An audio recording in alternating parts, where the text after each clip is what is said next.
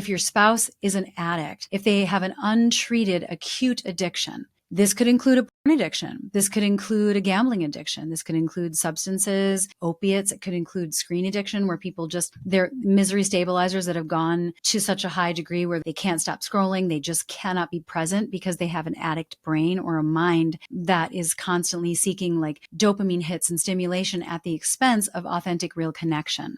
Unfortunately, there's nothing we can do about that except to share how it impacts us, to hold boundaries. Like a boundary might be if you're living with somebody who is a severe alcoholic and you're having to pick up the pieces or the impact is really, affecting your family life or your children, then a boundary would be, we can't live under the same roof until you get help.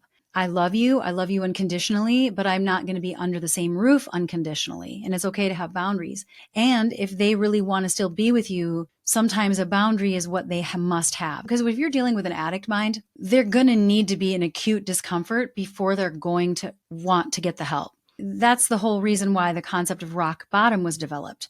In an addicted system, every cell in their body is wanting that hit. And if they had the ability to be like, it's probably a good idea for my relationship to stop, so I'm going to stop. Well, if you could do that from a whole-brained, conscious, intentional place, well, then you're not an addict. But if you're an addict, it's probably going to take rock bottom. It's probably going to take hard boundaries. It's probably going to take losing something that's really important to you before you're going to make that change. So if your spouse is an addict and I'm talking to you on the phone and you're saying, how can I get through to my spouse?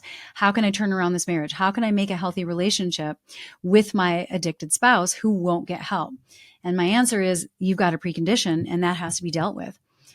Because if they're addicted and that's where they're getting their dopamine, they're going to prioritize that over the relationship or the connection. It doesn't mean they don't love you. It just means that their addiction is stronger. And so the best thing that you can do is to know where your influence ends, get into some, 12-step like codependency support groups, anything that is helping you to know what your boundaries are, what is on your side of the street and what is not on your side of the street. That sounds simpler than it is. It's actually not that easy necessarily to know what that is. What power do I have if I can't get through to them?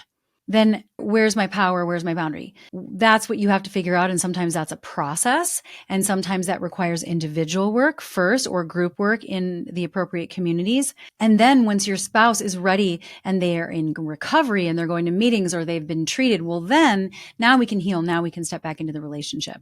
It doesn't even mean you have to divorce or split. Maybe your boundary is not that you don't live under the same roof. Maybe your boundary is just that you pull back from any expectations and you live parallel lives until they're willing to get help. You have to find out what that is.